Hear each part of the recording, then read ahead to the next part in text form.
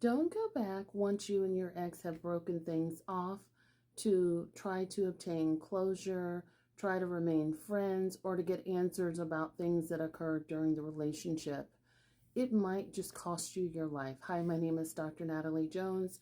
I have spent several years working with violent offenders as well as victims of abuse. And of course, I know that you guys have probably seen this video circulating around TikTok of the young woman that tried to, end things or break things off with her ex-boyfriend and ended up being strangled almost to death. Um, and sorry about that. So, disclaimer there about trigger warning, I should say.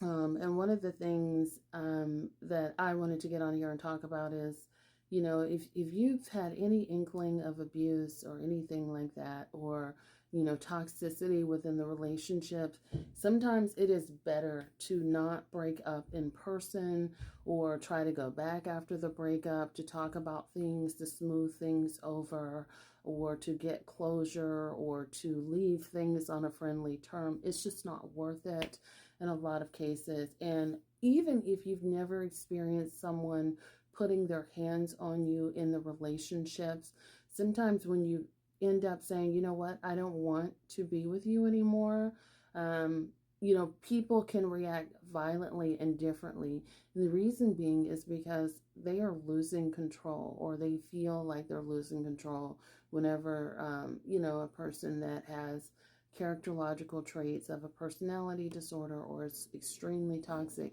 if they feel that there's a threat of you pulling away, they're losing control in the relationship. And a lot of people don't really like that. Now, they're not going to come out and necessarily tell you that, and you may not find out until it's too late.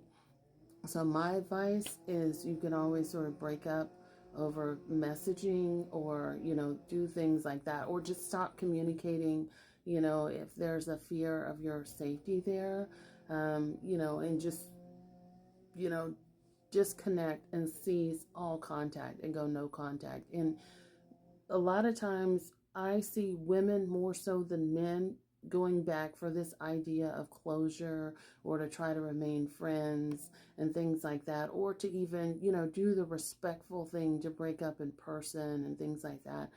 And for a lot of women, it does not end up faring well. So women and men, be sure to take care. Nothing is worth losing your life over. And you don't really owe that person anything. If there's a threat of your safety, then then disconnect immediately and don't do anything alone.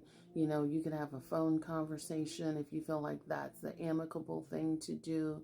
But I would even caution you there, especially when someone is violent, they have a history of violence, or they've been unpredictable, and especially if that person has been to jail for domestic violence before, so they have an actual documented criminal record.